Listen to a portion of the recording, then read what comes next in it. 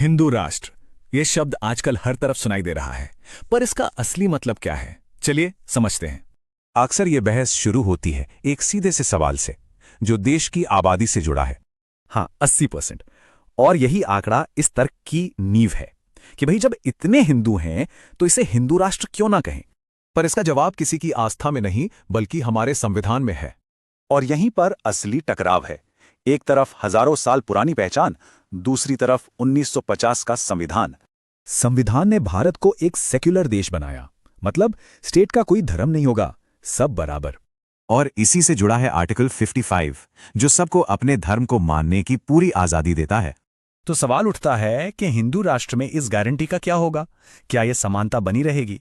वहीं एक चिंता यह भी है कि सेक्युलरिज्म ने बहुसंख्यकों की सांस्कृतिक पहचान को कमजोर किया है। तो फिर भारत के करोड़ों मुसलमानों, ईसाइयों, सिखों और बौद्धों का क्या? उनका भविष्य कैसा होगा? सबसे बड़ा डर यही है, क्या वो अपने ही देश में सेकेंड क्लास सिटीजन बन जाएंगे। लेकिन हिंदू राष्ट्र के समर्थक कहते हैं कि उनका विचार समावेशी है, वो सर्वे भवन्तु सुखना की बात करते हैं। तो अगर सब बराबर हैं तो फिर सेक्युलर नाम हटाने की जरूरत ही क्यों है? जवाब आता है कि सेक्युलर का मतलब अब सिर्फ हिंदू टॉलरेंस बनकर रह गया है। तो ये दो विजन हैं, एक संस्कृति की रक्षा के लिए, दूसरा अनेकता में एकता को बनाए रखने के लिए। तो क्या हिंदू राष्ट्र बनाना नामुमकिन है? कानून क्या कहता है? नामुमकिन नहीं, पर इसके लिए संविधान को ही बदलना होगा, जिस पर पूरा देश खड़ा है। तो असली सवाल ये नहीं कि क्या चाहिए, सवाल ये है कि कैसा भारत चाहिए।